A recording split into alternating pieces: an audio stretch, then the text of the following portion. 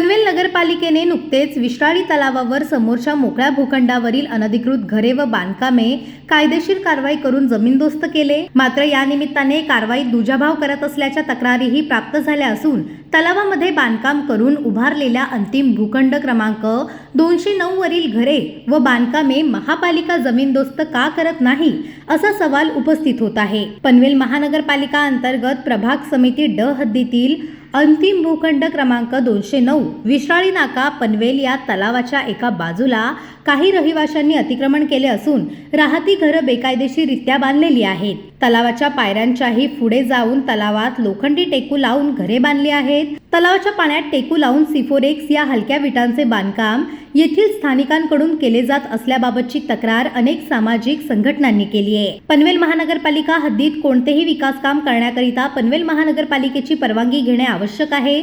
मात्र कोणतीही परवानगी न घेता बांधलेल्या या अनधिकृत बांधकाम फक्त नोटिसी काढण्याचा खेळ असून त्यावर पनवेल महापालिका आयुक्त मंगेश चितळे मेहरबान आहेत का?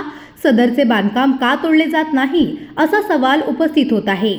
तरी लवकरात लवकर पनवेल महापालिकेने या ठिकाणी देखील बांधकाम निष्कासित करण्याची कायदेशीर कारवाई करावी अशी मागणी होत असून येत्या पावसाळ्यात ही घरे पाण्याच्या प्रवाहाने पडून जीवितहानी व वित्तहानी होण्याची शक्यता असल्याने कारवाई लवकरात लवकर व्हावी अशी मागणी नागरिकांकडून व सामाजिक संस्थांकडून होत आहे।